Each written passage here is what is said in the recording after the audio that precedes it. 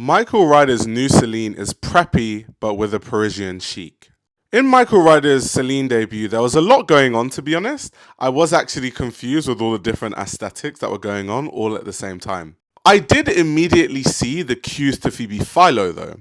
This comes at no surprise as Michael Ryder was actually a designer under Phoebe Philo when she was at Celine. This is a look from Celine for winter 2012. So you can see the styling with the scarves. That was something that Michael Ryder brought back for his debut collection.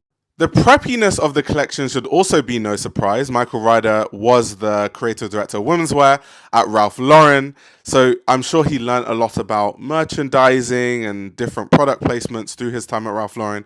It's why we see all over the collection, we see things like brooches, we see rings, we see a lot of different accessories, quad belts, all these kind of details. This looks exactly the same as one of Eddie Simon's earlier looks at his tenure at Celine.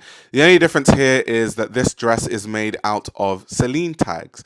Is that a conversation or an ode to the fact that, Celine is about the craft, and therefore it's kind of, talking about the fact that, we're Celine, we talk about the craft, we talk about the different pieces that it takes to make our garments. And so we could be here forever talking about the Eddie Simon references, talking about the Phoebe Philo references.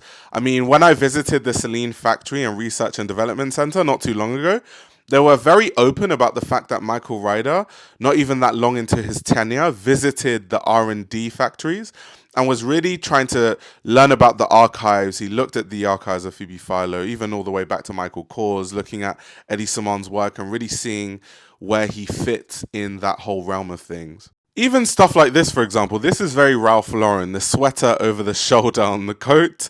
That's very preppy when you think of, prep schools and private schools and kids putting their jumpers over their shoulder because it's too hot. That's a very preppy Ralph Lauren thing, to be honest. And before you say, this is not Celine, because we have this problem every single time someone has a debut at Celine. Celine does not equal Phoebe Philo. There have been many designers before her. There will be many designers after her.